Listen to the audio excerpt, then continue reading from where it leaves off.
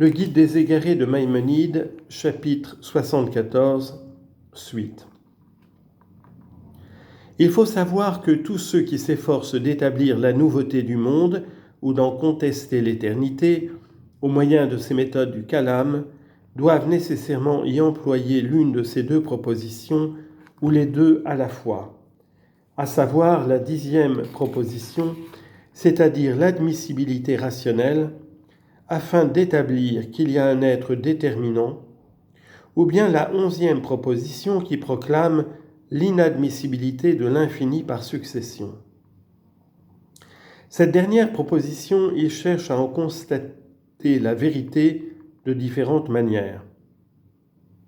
D'abord, l'argumentateur s'attache à une espèce quelconque de créature dont les individus naissent et périssent, et remontant dans son esprit au temps passé, il obtient ce résultat que, selon l'opinion qui admet l'éternité du monde, les individus de ladite espèce qui ont existé à partir de telle époque et antérieurement dans le passé éternel sont infinis en nombre, et que d'autre part les individus de cette même espèce qui ont existé à partir d'une époque postérieure, par exemple de 1000 ans à celle qui a été adoptée d'abord, et en remontant dans le passé éternel, sont également infinis.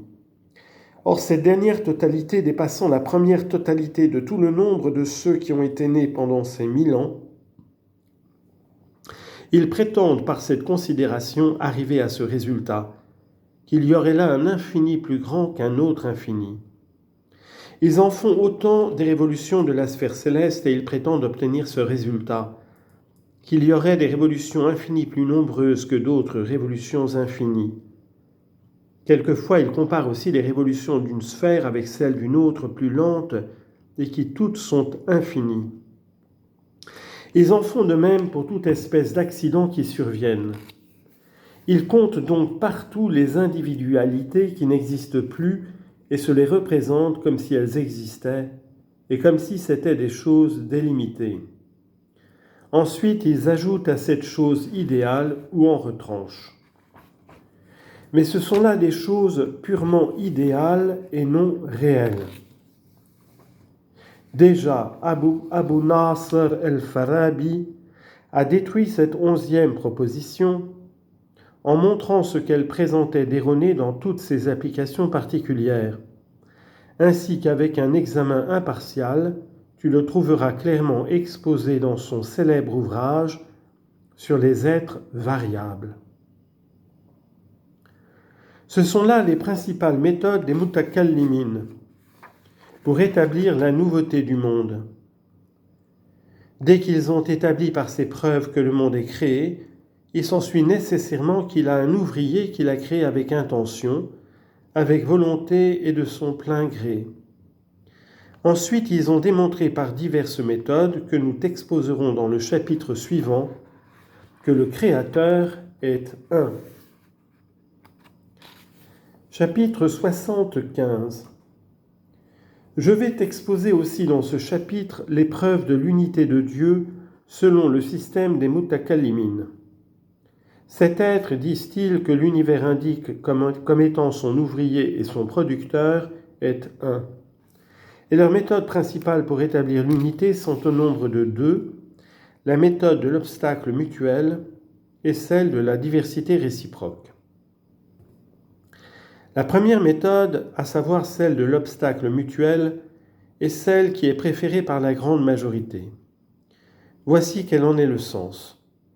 Si, dit-on, l'univers avait 2 dieux, il faudrait que l'atome, qui en principe ne saurait être exempt de l'un de 2 accidents opposés, fût dénué des 2 à la fois, ce qui est inadmissible, ou bien que les 2 opposés fussent réunis ensemble dans le même temps et dans le même substratum, ce qui est également inadmissible. Si par exemple l'atome ou les atomes que l'un des 2 dieux voudrait maintenant faire chaud, l'autre voulait les faire froid, il s'ensuivrait ou bien qu'ils ne seraient ni chaud ni froid, parce que les 2 actions se feraient mutuellement obstacle, ce qui est inadmissible, tout corps recevant l'un des 2 accidents opposés. Ou bien que le corps dont il s'agit serait à la fois chaud et froid, ce qui est impossible. De même, si l'un des deux voulait mettre en mouvement tel corps, il se pourrait que l'autre voulût le mettre en repos, et il s'ensuivrait qu'il ne serait ni en mouvement ni en repos, ou qu'il serait à la fois en mouvement et en repos. Cette espèce d'argumentation est basée sur la question de l'atome, qui est l'objet de leur première proposition, sur l'hypothèse de la création perpétuelle des accidents, et sur la proposition qui dit que les privations des capacités sont des choses positives qui ont besoin d'un efficient.